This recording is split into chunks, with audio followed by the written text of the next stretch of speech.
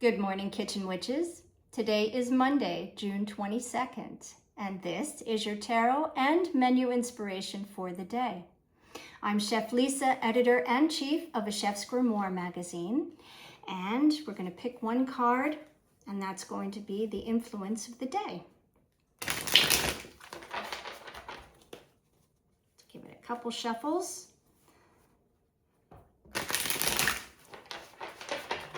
And what is our card of the day for Monday, June 22nd?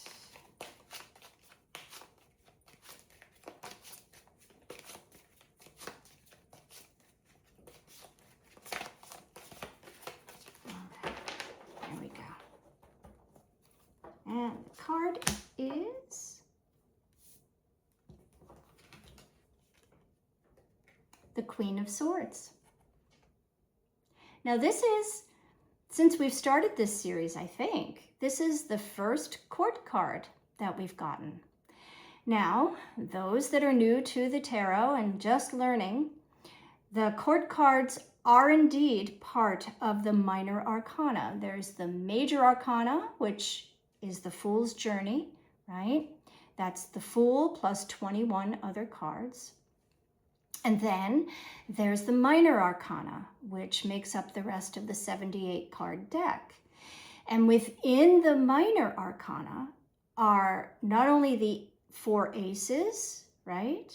But there's also the court cards.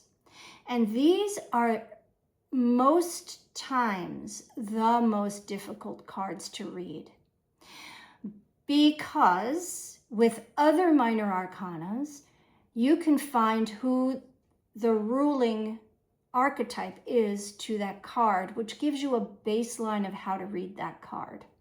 Meaning, yesterday, I think, or it was the Four of Wands, I think.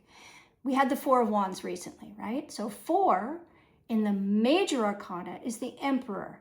So we know the Emperor's energy is in the minor arcana of the Four of Wands. Then, in knowing that, we know there's structure, we know there's, a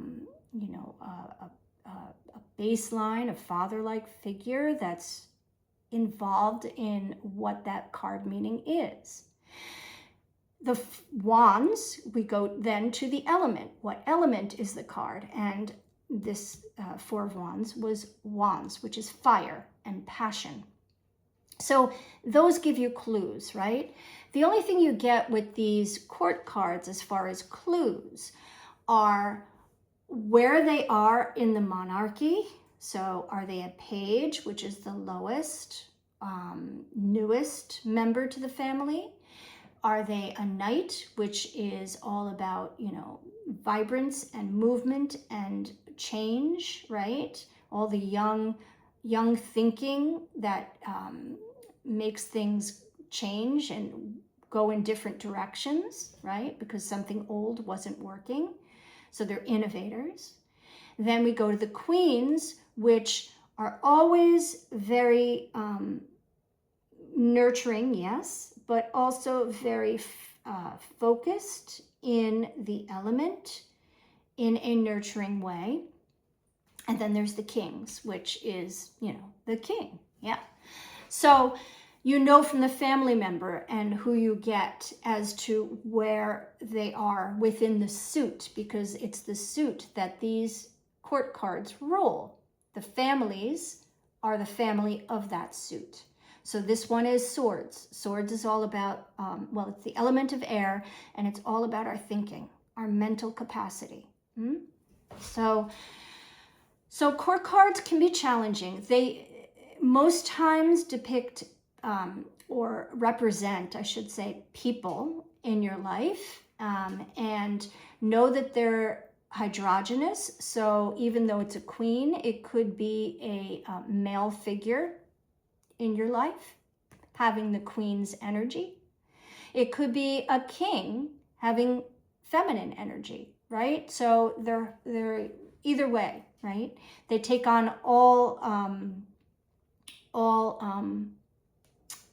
personas, right? Male, female, and everything in between. So that's just a little bit of how to read these cards, right? Really, what comes down to it is practicing with them.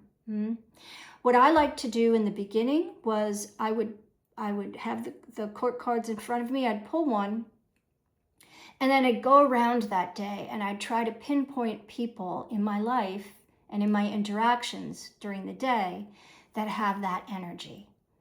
And that's helpful because you remember that more than you would just words on a page. So now, knowing we have the Queen of Swords energy today, it's nourishing the thinking to do your bidding.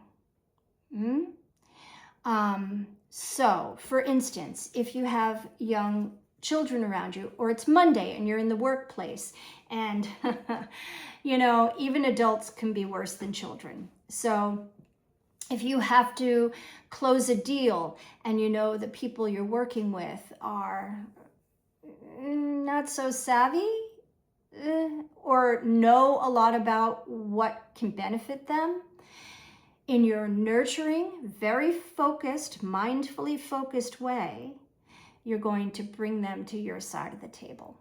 And that's via the Queen of Swords. Yes. So, but know that they don't rule with an iron hand. They're much more gentle in their ruling. Yes. But they know that element of air, and they know how to use it. So bring that into all of your forethought thinking today.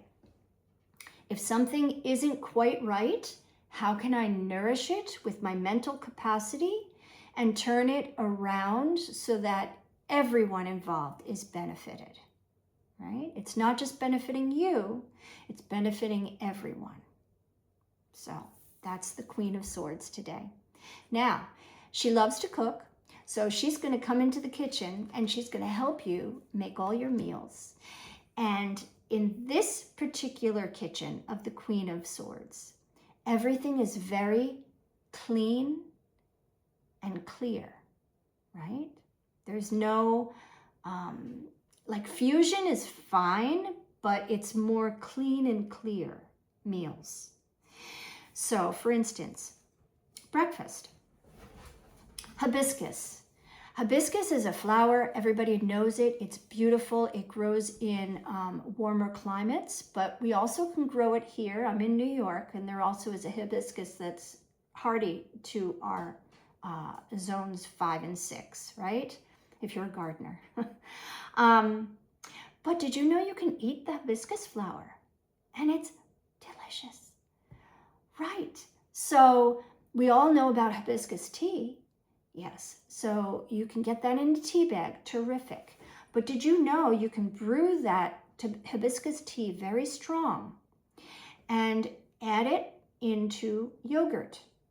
And then you have a hibiscus flavored yogurt. That is delicious for breakfast. And on a Monday morning, brew yourself some tea, put some aside, or actually Sunday night, right? Brew your tea, hibiscus tea, put it in the fridge so that it's cold.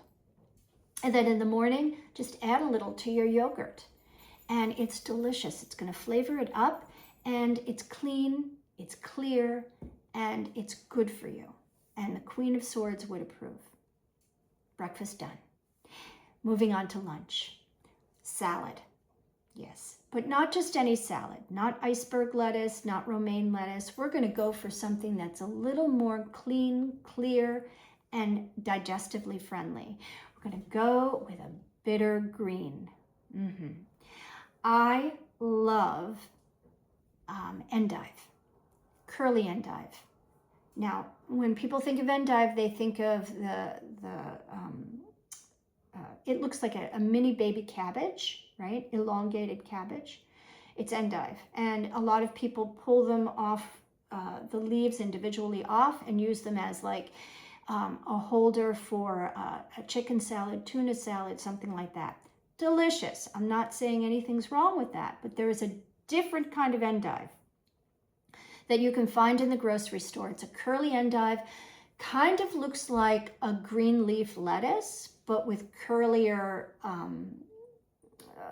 curlier look to it. And it's bitter. It's bitter. So delicious. So if you can score a head of it, right? It comes in an elongated head. If you can score that, bring it home and chop it up and use it as a base with whatever vinaigrette you want to put on it. Apple cider vinaigrette, balsamic vinaigrette, any accoutrements you want to add to that salad, cucumber, shaved carrots, cheese, whatever you want to put in your salad. But that's the base because it's clean, yes? And it cleans you. The bitter greens helps to move all of the stagnancy from your body, yes? So delicious, so good. So salad, yes, check. Bitter greens, even better for the day, right? Because of our queen. Moving on to dinner. Let's do something that is, again, a clean meal. So it's lighter, right? It's airy. And that would be lettuce wraps. So this time, instead of bitter greens, you're going to get either a Boston or what's the other one? You know what I'm talking about, Boston lettuce. They come in the clamshells so that, because they're very delicate, and most likely they're grown hydroponically, which means they're grown in water. And they have their roots still attached to them. So you cut that off, you pull it into leaves, right, that will hold. And guys, if you want to, remember that endive we talked about, you could even use those. You don't have to get a Boston or a, what's the other name of it? You know what I'm talking about. Lettuce to do this. But traditionally it would be served with those, the Boston lettuce. So you've now got your lettuce all taken off, the core. You're going to make chicken and mango. So stir fry a little chicken with some mango. Either fresh is better than frozen because frozen will mush out a little bit. But fresh mango, chopped up, ripe, yes. Throw that into the chicken dish before you put it into the lettuce leaf. And as far as sauces go, you can keep it in an Asian fusion way. So you can add soy sauce, you can add, if you wish, hoisin sauce, or you could just do olive oil and garlic and, you know, whatever cuisine you want to make it, right? It all depends on the oils and the herbs and seasoning that you put in it that changes its flavor from one cuisine to the other. But the ingredients are chicken and mango. And then if you want to add other things like, you know, shredded carrots or whatnot, those could be served on the side. You take your lettuce leaf, you put your chicken and mango inside, you drizzle it with, you can just squeeze a little lime juice on there, right? And you can use, if you don't want to use lettuce, you can use a wrap, fine, yeah? However you want to make it, but it's clean and clear, yes? And nourishing.